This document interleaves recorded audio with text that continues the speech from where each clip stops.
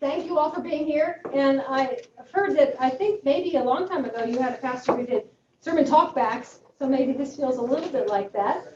And I am hoping that this will be a chance that you will take this opportunity to voice responses, probably to anything that I said, or any questions you have, or anything I did not say, particularly regarding sabbatical. So you'll have a lot of chances to do that. I do want to start by saying, you got this, we got this, because I've heard. If you think about it, even though, as I understand from Dan Crump, you haven't had a pastor take a sabbatical, at least not in anybody's memory in this room. You did have, how long was it between Kevin and me? 18 months? Something like that, between my predecessor, Kevin, and when I came on the scene, where you did not have an interim pastor, and that was way longer than this. And you were between pastors. You're not between pastors. I'm coming back on August 30th. So in terms of being such a healthy body, as you know, the Presbyterian determined that you didn't need to have an interim pastor, which is very unusual. Whenever I tell other colleagues or people about that, they're always surprised. Because it is a testimony to how healthy and dynamic and how strong we are in leadership here. And so I feel like you just kind of have that already in our DNA, in our history. Words here and there. Wait, who's talking? Jerry. What did she say? Okay, so just saying, this feels new, but you have a little bit of history. I need one of these things. Did they all get passed out? They went back. Oh, you need one? Yeah. Can you share? Share with a partner. Thank you. I can make more of these. I have a feeling you want to jump to the pastoral coverage part, but I thought maybe bridging off of my sermon, I would start a little bit with the sabbatical plans part and then move into pastoral coverage and questions. Does that sound good? Let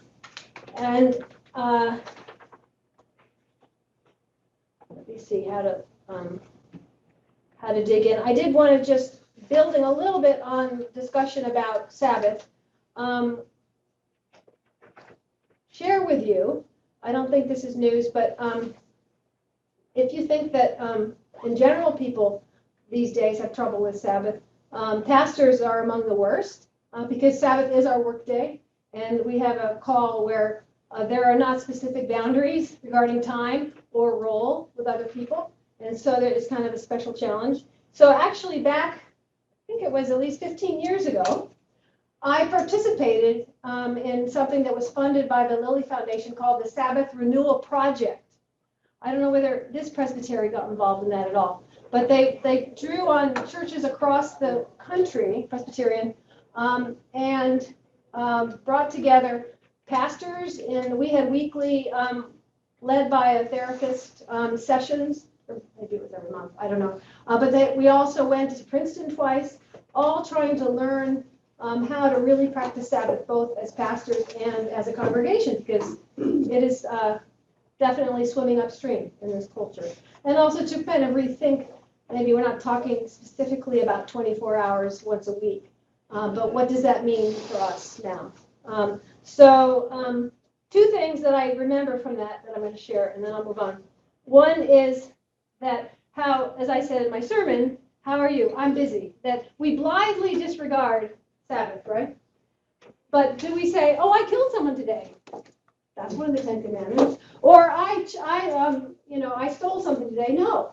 But we're happy to say I never followed the fourth commandment. So it's just kind of interesting that it's the command to rest. It's actually the longest. I'm not going to do a whole other sermon, but it's there, guys. It's not a suggestion. It's a commandment. And we all, including me, blithely ignore it. So that, and then the other story that I heard when I was at Princeton was that way back when white folks were crossing the Rockies in wagons, and afraid. This is true, at least they told me it was. They were facing the winter. These happened to be people who were Christians, Sabbath-keeping folk. Funny thing, there was a division among them. Half of them said, we could make a lot better time if we didn't stop every seventh day and rest. Just think how much farther we could get, how faster we could progress. So there was a division in the house. Half of them said, no, we're going to continue to practice Sabbath. The other half said, we're going to forge ahead. And guess who made it? Yeah, the ones who did not rest did not make it. The ones who practiced Sabbath, in fact, did. And you can imagine why. When you rest your horses and you rest your souls, that in fact they are the. So the idea that, I'll get so much more done, and I'll be so much more productive if I just keep going. Isn't that a decision we often make almost every day? So anyway, just throwing it out there. It's an interesting reality then and now. And then I want to share this from the pulpit. You get the special quote, and you'll hear why at the end. It's from Wayne Miller. This book, Sabbath Rest. Oh, it's under those books. That one. That one is a wonderful book about Sabbath, which I read back in the day when I was doing this. Anyway, his quote is this: "If we forget to rest, we will work too hard and forget our more tender mercies, forget those we love, forget our children and our natural wonder. God says, please don't. It is a waste of a tremendous gift I have given you. If you knew the value of your life, you would not waste a single breath. So I give you this commandment. Remember to rest. This is not a lifestyle suggestion, but a commandment. Important as not stealing, not murdering, or not lying. Remember to play and bless and make love and eat with those you love and take comfort, easy and long, in the gift of sacred rest." And actually, I also learned this. There is a commandment, it's probably in Leviticus, that the rabbi is supposed to make love to his wife on the Sabbath. So anyway, making love is definitely a Sabbath activity, friends. That I felt a little thinking not so great to exactly say from the pulpit across the book, but it's nevertheless true, and it is biblical. Maybe that's all else I wanted to say that didn't fit into my sermon, but I wanted to share with you as we think about this. Moving on,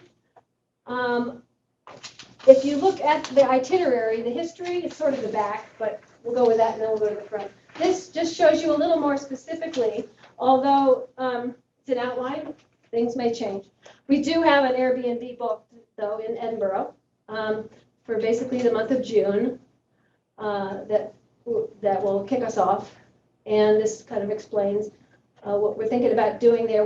We've been to Scotland and rented a car. That's a whole other story. Standard transmission. The gears are opposite. Downtown Glasgow. But anyway, we are not going to rent a car, partially also just to be able to walk and take public and be in a different kind of rhythm than we are in our car-driven lives. I'm excited to get to Geneva, both for the history there and also we have family there. And we're going to do a lot of camping in Wisconsin.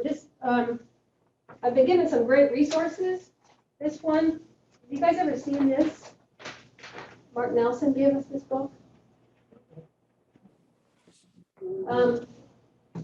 There are a couple of specific places. So in terms of getting closer to the various parts of our land and land of indigenous nations. Also, I read about Frog Bay Tribal National Park. Has anyone ever been there? Mm-hmm. Yeah. Yeah. So that's definitely one of the places we're going to go at some point. So anyway, that just gives you a little sense of where we're going, planning to go, and also some retreats at Holy Wisdom Monastery, which is kind of outside of Madison.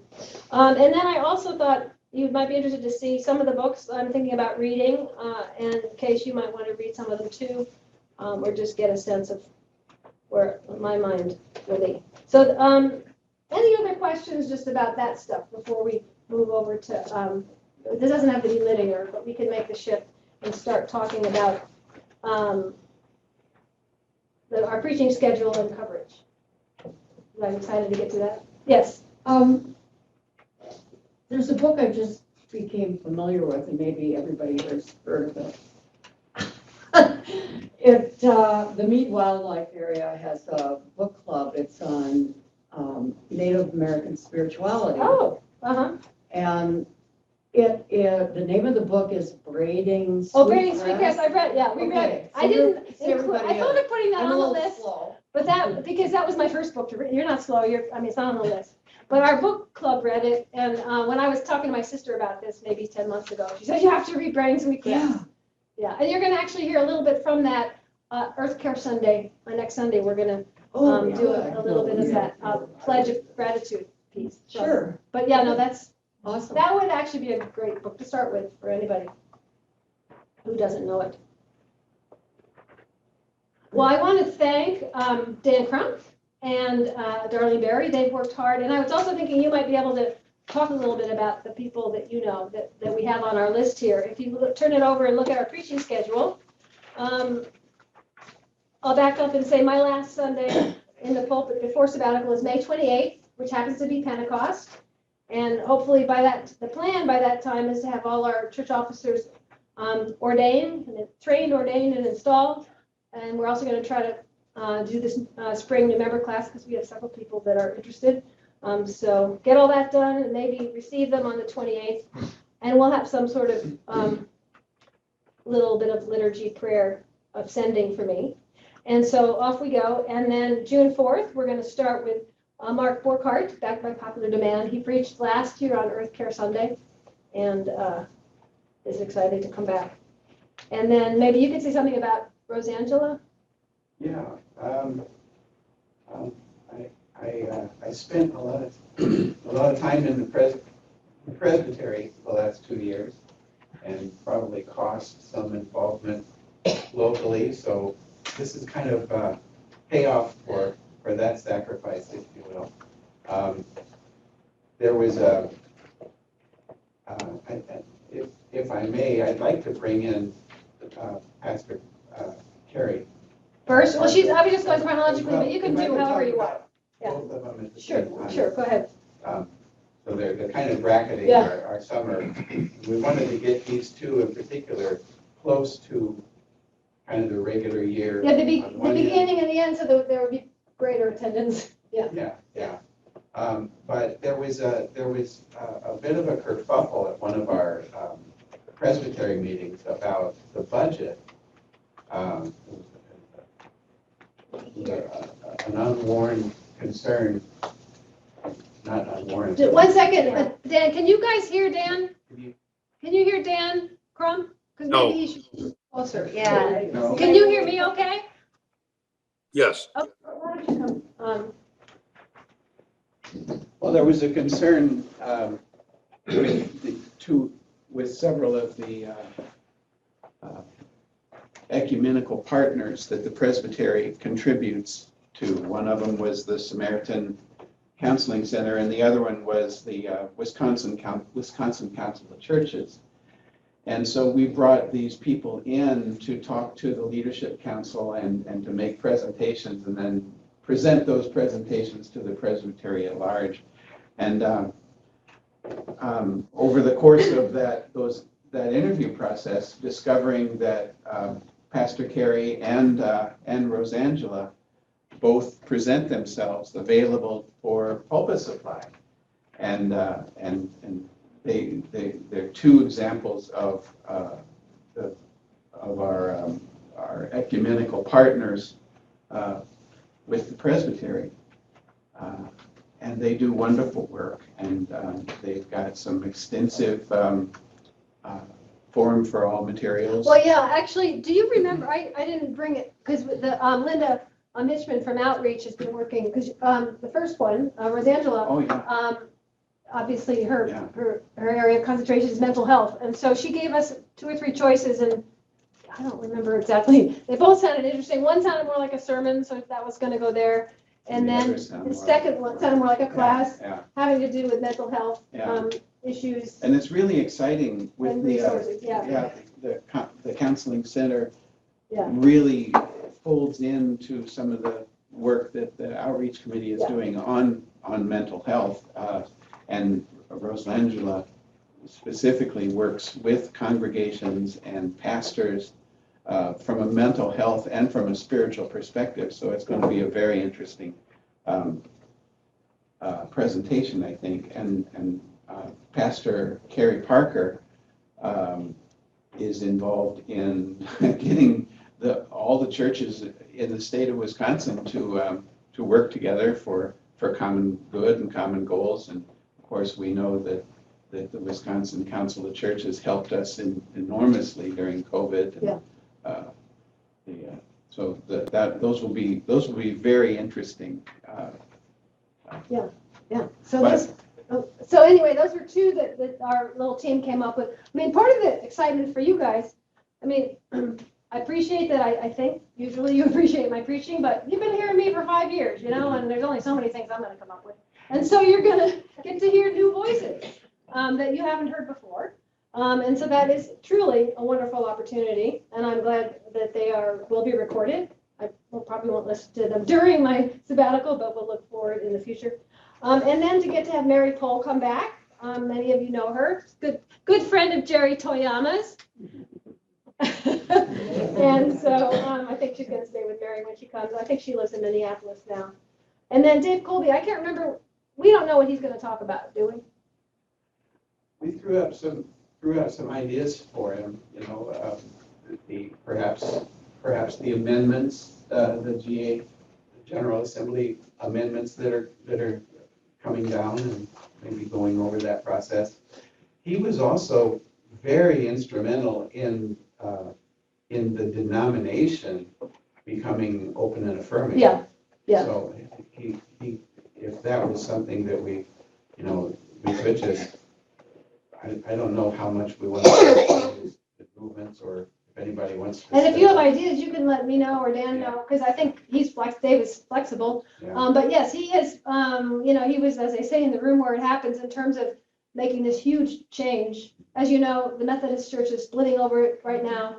But back when we were having our deliberations, Dave Colby was right in the middle of that at the national level. Yeah.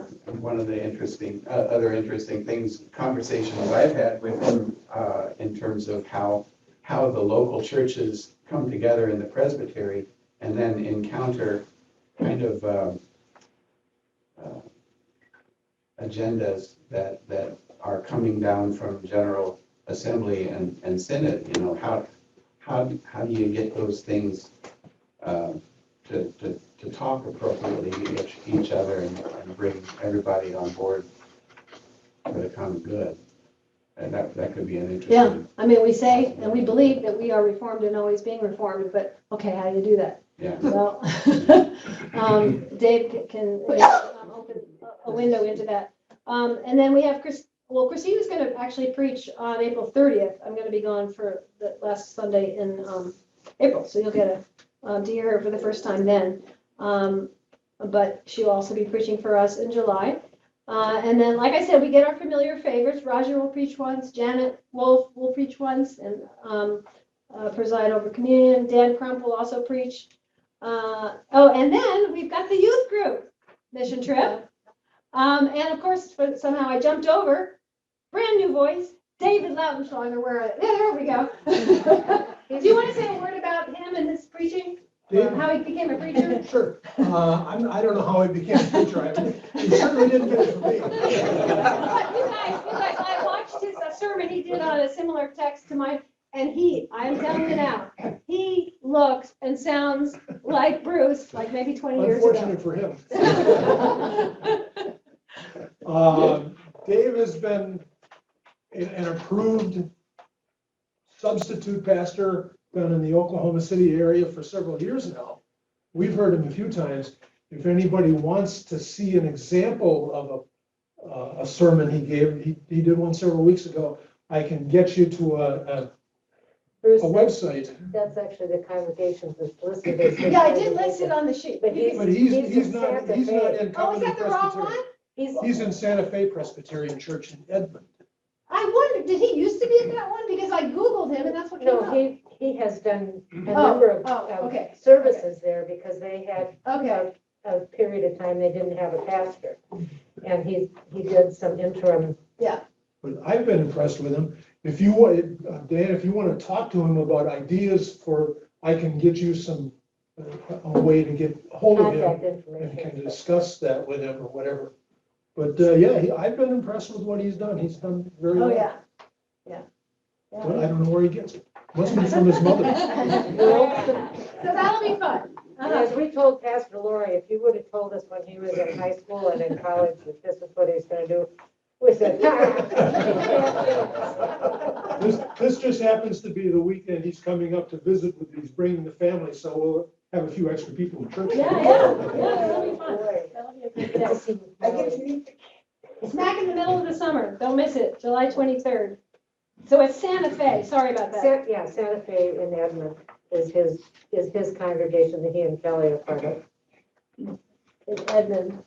Yeah, and he preached on, I think it was Nicodemus, John, that's the sermon that I heard, it was really good. So maybe, and then, the last thing I'll say, we've talked already about, Carrie, you know the others. Did I leave anybody out?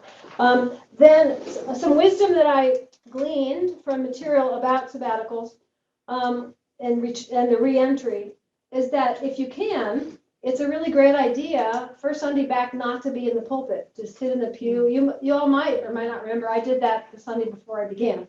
So it's been 5.5 years or so to get to sit in the pew and worship with everyone, and be led in worship and have the preaching done by someone else. In this case, it'll be Jorge Ramirez.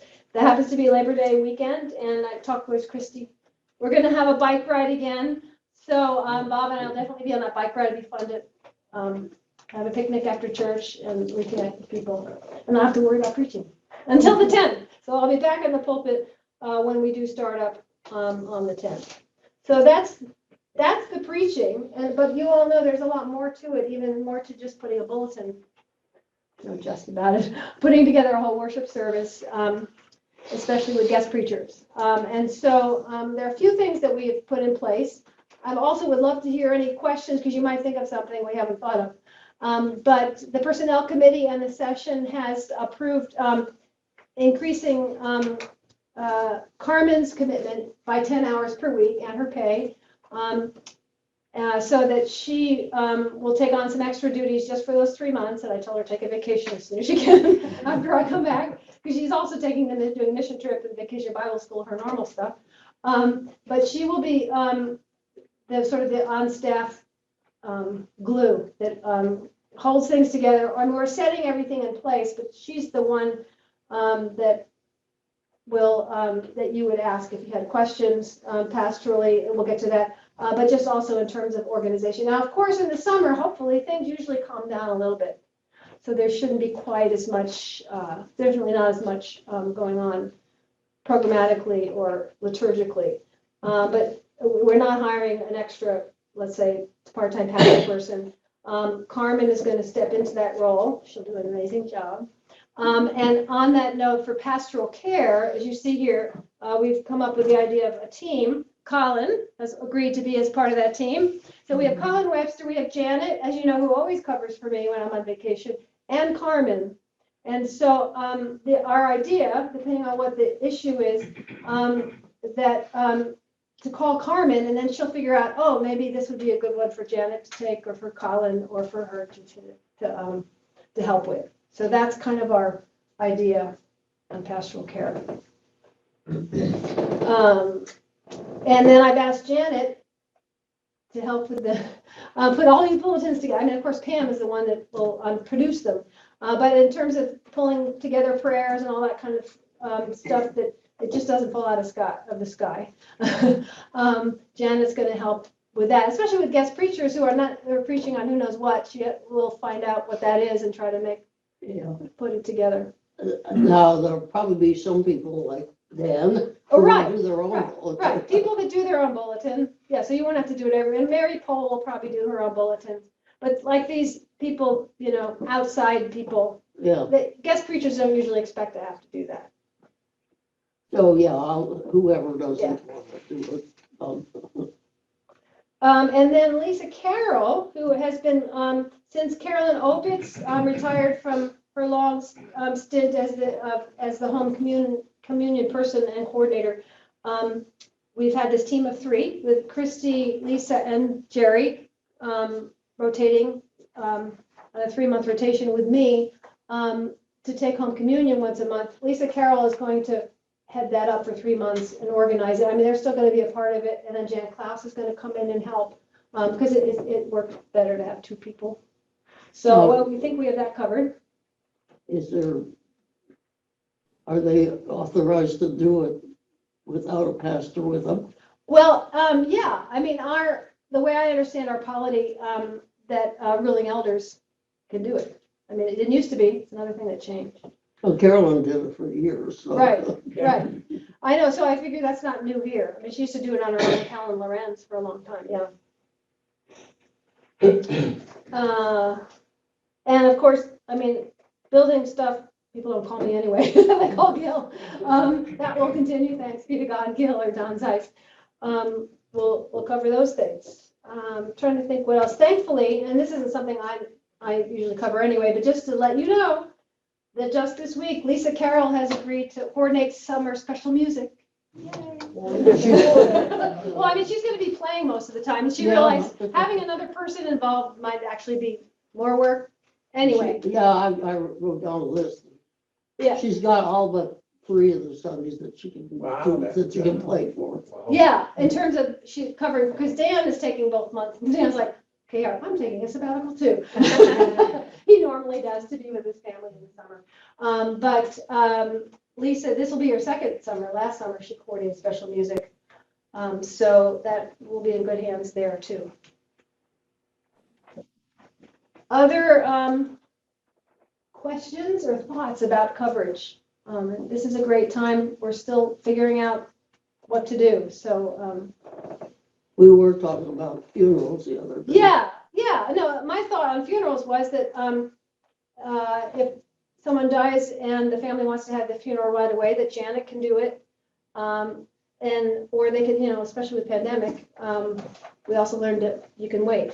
If they want me to lead the service, it'll obviously have to wait till September. Moderating the session. Yes, thank you. I've set it up so we're only missing one. I'm doing my bookends are session meetings. We're only missing one session meeting, the one in June, because the session usually takes July off. And Jim Gates, who was your guest moderator the whole time of the time between Kevin and me, is going to moderate session. And he and I have been in touch. He also just took a sabbatical last year, so I got some pointers from him last summer. For 3 months, he was on sabbatical. But he's excited to come back and moderate that meeting. And of course, as a guest moderator, Patty Faber as clerk, because I think, Larry, you did this all that time. She'll set up the agenda. Didn't you used to set it up for Jim? Yeah. No, you got Mark on June 4th. We're having communion on Pentecost before you. Right, so we're not having communion so we're doing everything on May 28th. Of course, it's Memorial Day weekend, so I'm will be gone. But since we're having communion on Pentecost, we're not having it on the 4th. That's what I figured. Yeah. You just didn't have that on. Good question. She gave me that schedule. It's in my calendar. So I've been doing a ton of talking. What are you guys thinking, feeling? We're gonna miss you. I will miss you. If absolutely necessary, Colin can still do funerals as well, right? Colin, are you willing to do a funeral? I'm sorry, I didn't hear the last part. Nadine asked if need be, would you be willing to do a funeral if that need arises in my absence? Sure. Yes. Thanks. So long as it's not a yes. Strike that from the record. He didn't hear that. Yeah, some of us are getting old enough that. It's gonna be interesting. Well, that's the idea. It kind of shakes everything up a little bit. And we'll all learn stuff. And shaken up for a while, we need that. Things have just gotten too predictable around here. Yeah.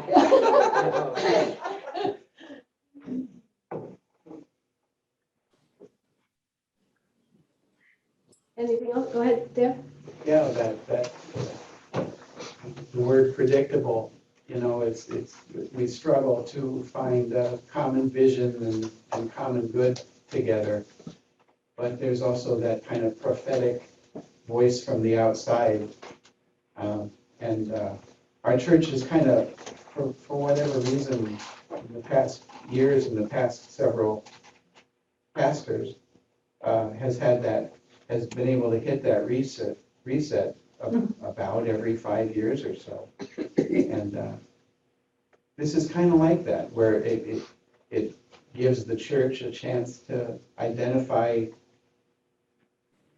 who it is, and then it gives you the chance to step out of that container Right. and find out what is your path that is different, and then coming together and trying to.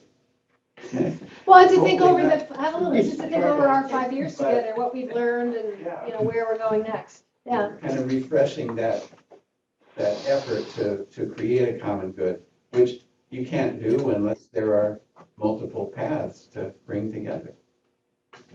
I'm excited. In Joys and Concerns, Nadine mentioned the service we were at a couple of days ago. Yeah. I think this will give us an opportunity to see other services, other approaches, and maybe appreciate much more what we have right now. And that's certainly what happened to us in the service we were at a couple of days ago. Right. Well, I figure it's a win-win. Either you have great preaching and everyone learns and grows from it, or if you just feel like, well, I kind of like, or if it's not as great as you hope, you'll miss me and want me back. Either way, it's a win-win, right? Have you been to Iona before? Yes. Yeah, I've been a couple times, only for a day. I'm hoping to be able to do Yeah, it longer. that's our Presbyterian group went for one Yeah. day, but it was a Sunday, so. But thank you, that reminds me, something I was gonna say and forgot, which is really interesting. Because that poem that When I Am Among the Trees, I first heard it at a Shalem Institute online retreat that was maybe 3 months into the pandemic, that was led for clergy. We were all trying to figure out what the heck we were doing. And clergy came, like I said, it was completely Zoom. So people came from across the country and across the ocean. And they introduced us to that poem. And so that was where it started to be one that was a part of my prayer life. But any of you have been to Zoom meetings with like 150 people, you do breakout rooms, right? And so they did breakout rooms. This was like a 2-day thing, more than once. But one time we went into these breakout rooms with 3. So it was, in my case, there was a woman named Rosie McGee. This is the connection. She was the pastor in Edinburgh, Scotland, and she also had been a director at Iona not too long before that. Rosie McGee, and then a woman named Susie, who is a UCC pastor. So, of course, Scotland Presbyterian, but Scottish Presbyterian was Rosie. Susie is a UCC pastor in Vermont. The 3 of us were together for like 20 minutes. You know how breakout rooms go, everybody's polite and you're kind of maybe happy to get back to the main room.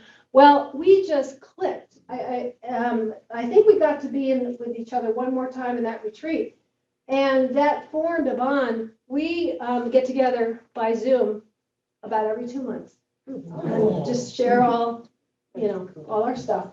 And I think part of it was we were also honest with each other from the beginning. But I'm going to get to see Rosie when we're in Scotland. And, but anyway.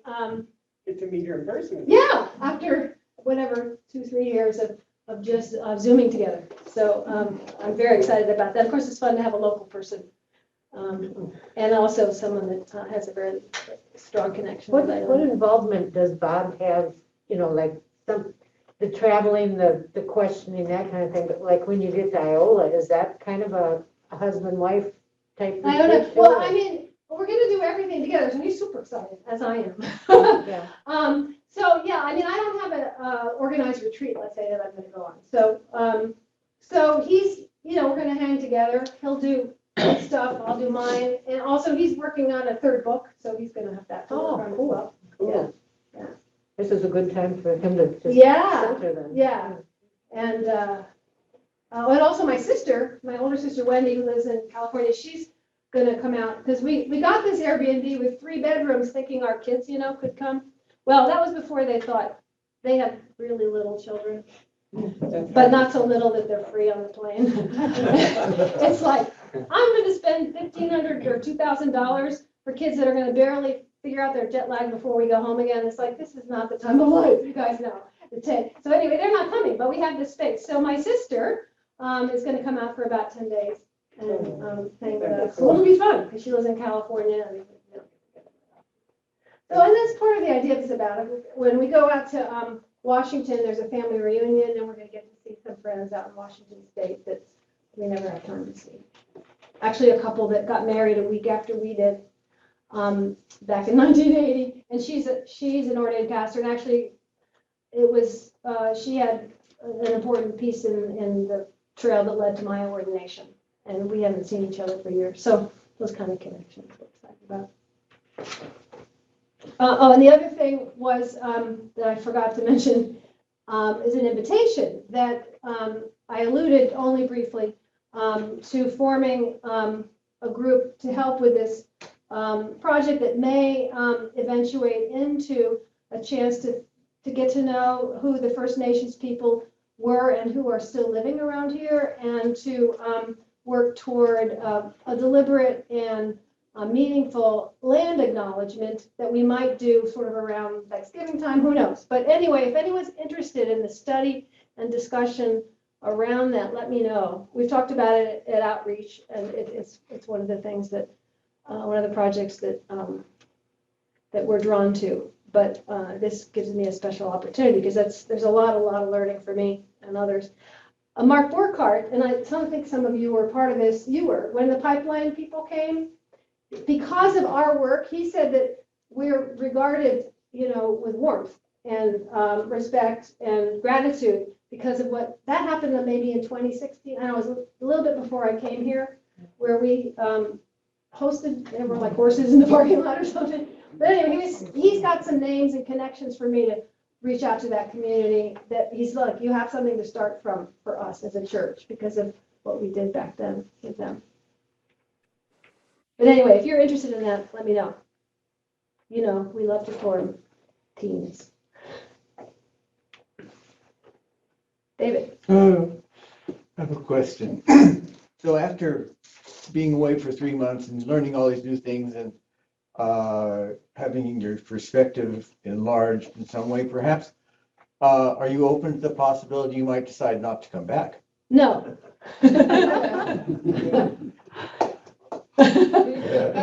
No, actually, part of the deal is a promise to be here for at least 1 more year, as part of the Winnebago Presbyterian policy.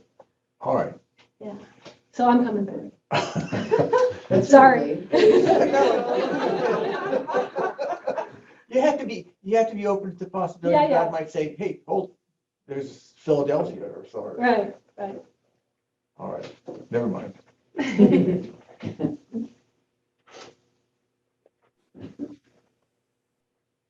Other questions? Will we be having kind of a follow-up similar to this, to just kind Oh, of? yeah. Thank you for Discuss. asking. Yeah, I forget, like I said, or maybe I didn't say it out loud, but I had a meeting with Jim Gates and also with Mike Goodwin. Those are 2 pastors in our Presbyterian that have done this in the last year. And yeah, it seemed like a good idea to offer a class or 2, depending on how much material we need to share. I feel like I want to share. Well, Definitely. and especially if Yeah. there are other projects that Yeah, you'd like yeah. to suggest, Oh, yeah. then we can get them Yeah. started before, while it's still fresh. Said in the your woman who mind. organizes our forum. Good thing. I'm not volunteering for it. Yeah. Okay. Yes, definitely. Another suggestion that was made, I think it was by Mike, is that I will give Pam a schedule, like my first 2 or 3 weeks back, with some open blocks of time. So let's say if you want to see me, you can kind of book that ahead of time and make sure that happens early when I get back. during this time, it's total blackout Right, between right. you and us, right? Exactly, the idea, and they also suggest like we are going away at the beginning, because it sort of helps to break the feeling Yeah. like I'm here but not here. Yeah. And, so if like, let's say, I hate to say an expected emergency, like a death, I mean, we have a way to handle, I don't need to be contacted. But things could happen. Carmen and I, and this was an advice I got from Jim Gates, the unforeseen can happen, God forbid. And so Carmen will be if you think there's something that maybe I should know or whatever, talk to Carmen, and I completely trust her judgment, because I don't want her to feel like everything's on her shoulders. That if some major catastrophe happens that we have not anticipated, she's the one that would get in touch with me.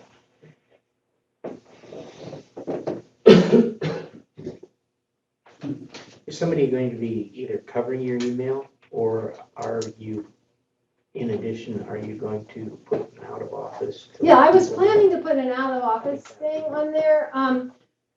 I think it was Jim, no, Mike, pretty tech savvy. He set up some sort of alternative place where everything, actually, which I'm not that technical, but I think he said in the suggestion I was thinking I would take is to say, I will not read this till September, whatever. Right, But contact these people if you need attention before then. that makes sense. But thank you. I think maybe email thing is something to address when it comes close to time, just as a reminder to the whole congregation that this is your time away and it needs to be respected. That, somebody doesn't just pop an email at you because they think something's important, that they pop it to Carmen, because I kind of wonder if that couldn't happen. Yeah. True. I want to thank you for going on sabbatical. And I want to explain that. Okay, I've Mike. been on session at a very difficult time and also on a PNC. Our congregation gets to experience its relationship with the pastor in a growthful way that's more intentional and isn't about disruption or trauma. And I really look forward to us walking through this with you and us learning and experiencing you being gone and back and what you bring back and seeing how you've grown with that and letting us be part of that with you. Thank you for doing that. Thank you, Mike.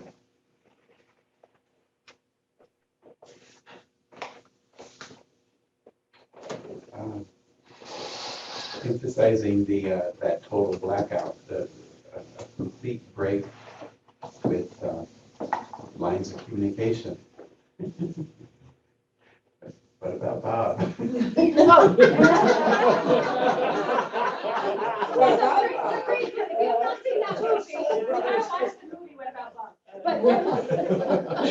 that's a good question. I haven't thought of that.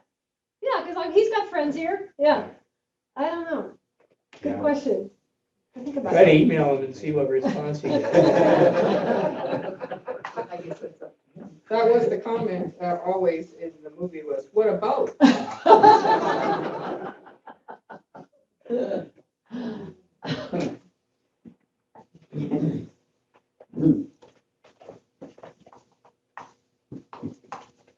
Sarah. I just want to comment that because of who you are and what you have done to bring out the best of us, that over the past 5 years, coming to this moment, that there is such a feeling of warmth and support for you to take this on. It's a good feeling. Thank you. Thank you. Well, and I mean, really only a healthy church is a wise idea to take a sabbatical. I actually thought about taking one 2 churches ago, I think it was.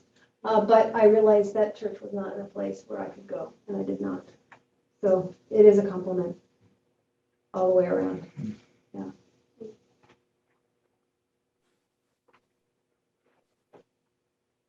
Well, I took extra worship time, so maybe I'll let you out a little early. I do have a closing. I have a lovely poem. Joy Harjo, if you don't know her work. It's wonderful. quoted her from the pulpit a few times. Muskogee Nation poet. I think she was a poet laureate at some point. But anyway, I wanted to close with a poem of hers, which is titled Eagle Poem, and then a Sabbath blessing. Are we ready to close? Okay. Judy, okay? I think so. I think so. I think she's listening. I'll give her a call. To pray you open your whole self, to sky, to earth, to sun, to moon, to one whole voice that is you.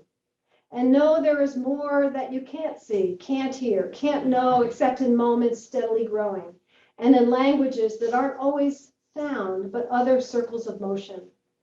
Like eagle that Sunday morning over Salt River, circled in blue sky and wind, swept our hearts clean with sacred wings. We see you, see ourselves, and know that we must take the utmost care and kindness in all things. Breathe in, knowing we are made of all this, and breathe, knowing we are truly blessed, because we were born and die soon within a true circle of motion, like eagle rounding out the morning inside us. We pray that it will be done in beauty, in beauty. This is a wonderful collection. So now here's our parting blessing. It's actually written by Pete Greig. May this day bring Sabbath rest to my heart and my home. May God's image in me be restored and my imagination in God be restored. May the gravity of material things be lightened and the relativity of time slow down. May we know grace to embrace our own finite smallness in the arms of God's infinite greatness. And may God's word feed us and God's spirit lead us into the week and into the life to come. Amen. Amen. And into the sabbatical to come. You have another word. I don't. Thank you for coming. I'll get one.